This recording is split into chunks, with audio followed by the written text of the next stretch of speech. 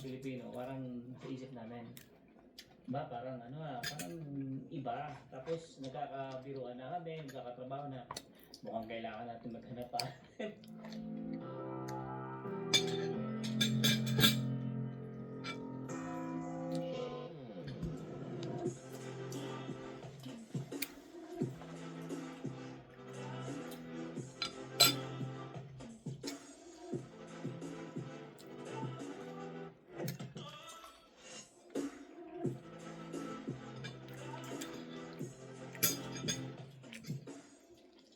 Hey guys, welcome back again sa aming YouTube channel. Ayan, so dito na naman tayo sa bahay. Kakauwi lang namin ni Emma actually.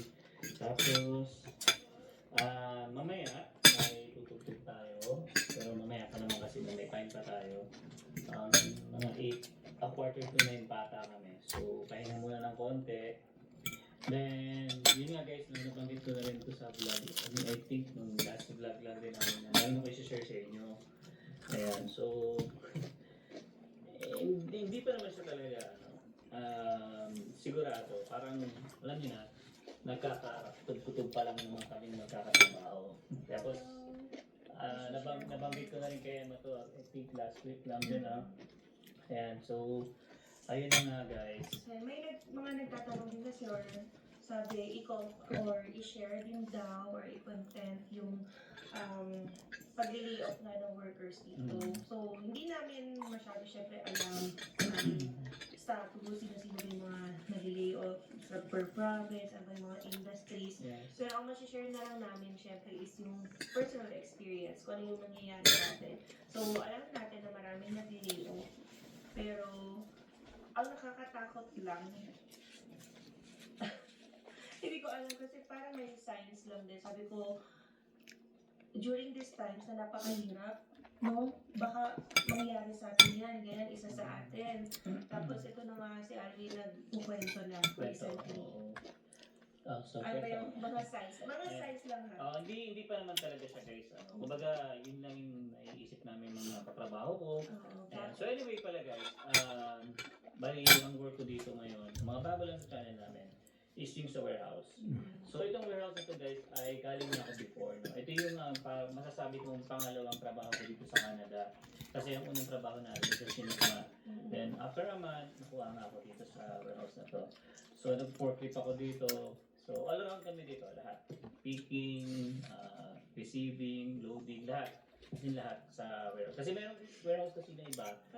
Pag picking ka lang. So pag loader ka lang. So, pero sa amin kasi all around kami. So yun nga, fast forward tayo. So bumalik ako dito sa company na to. No? So nakaka 5 months na ako dito. Pero before, 1 year and 8 months ako dito bago ako umalis. So sa kasamaang palad nga ay na-layoff ako nung pangatlong trabaho ko yung sa engineering services. Which is kaya nga bumalik ako dito. So anyway, so yun. Siguro mga 2 months na medyo slow down talaga kami. Yung mga nangyayari nung nag-slow down kayo? So yun, kasi ang pasok guys Wednesday to Saturday. So pag Wednesday kasi, kompleto kami yan eh. Kasi parang tatlong shift kami dyan. May pang gabi, may pang Sunday to Wednesday morning, then Wednesday to Saturday morning din. Pero yung night naman ay Sunday to Wednesday ng gabi. So yun. Tapos dahil nga sa slow down, pagdating ng Wednesday, kompleto kami lahat yan. Yung mga pang morning shift lang So kompleto kami lahat. So ang nangyayari, ang mga orders ay kokonti talaga. Kasi parang pagdating ng mga 12 tapos na kami. Hindi nga, then slow down nga. Dahil gawa rin din ng tariff. Bakit ba na-apektuhan yung company nyo ng tariff? Kasi yung company kasi namin guys, based yan sa US. So alam nyo na, pagdating sa US, alam nyo yung mga tariff, di ba daw ang Trump. So, pero bago ko sa pumasok dito, tinanong ko talaga yung manager ko kung maapektuhan daw ba ng tariff. Noong time na yun nung pumasok ako, noong May. Pero sabi niya naman, mukhang hindi naman. Kasi, after nung matanggap ako, marami pa ulit na natanggap eh. Oo, marami pang tao natanggap talaga. Hindi lang warehouse worker, tumanggap din si 12. after lunch.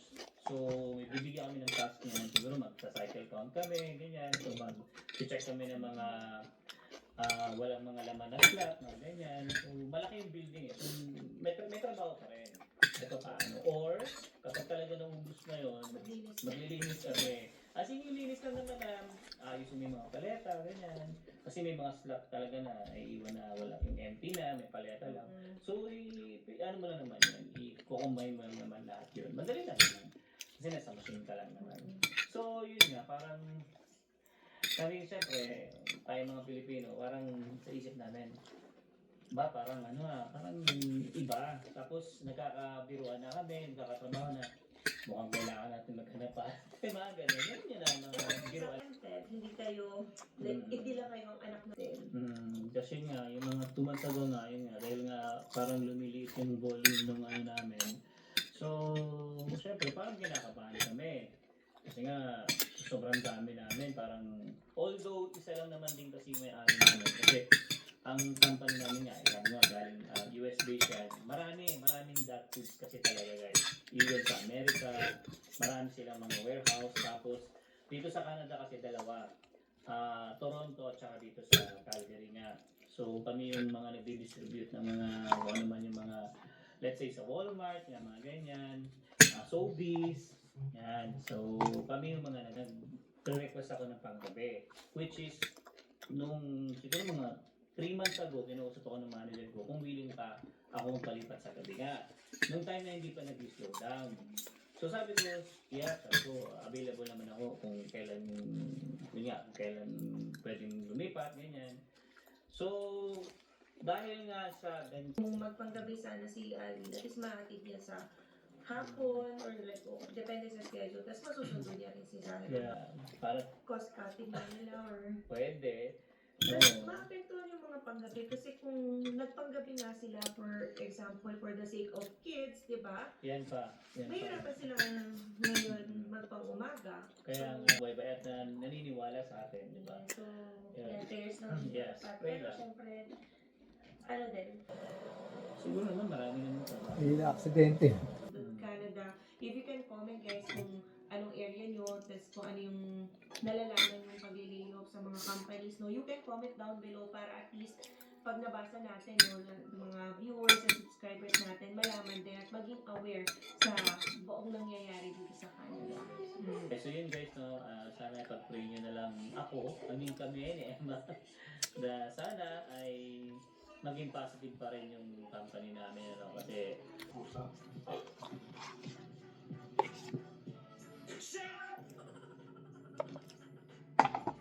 Good morning, and Ashley. This is Chet Hughes and Ashley's.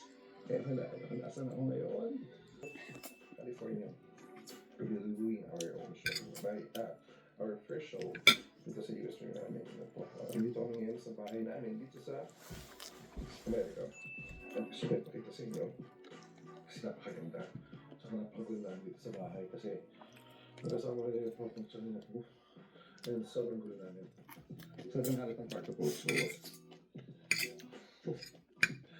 ayan. This is my room here. So, good morning! Good morning! Oh! Ba't nandito kayo? Malaki sa mga Airbnb niyo. May mga laki tayo, may bisita bigla. Pinabisa niya. Tapos may kasama lang.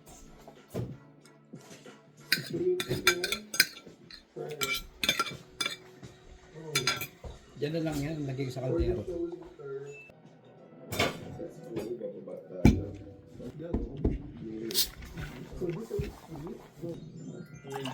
Napakalamig ngayon dito. Napakalamig ngayon dito. Punyeta. Si Marky, naka-jacket ba? Ito yung bahay eh. Ito yung bahay namin. Ay! Ayan, may tao. May tao. Ito, may tao.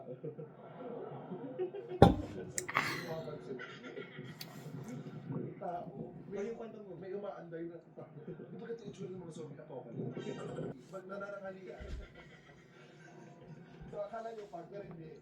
Kami yun, mga Pilipino. Sabay-sabay kami rin sa akin. Kaya, lunchtime. No, it's us. We're cooking rice.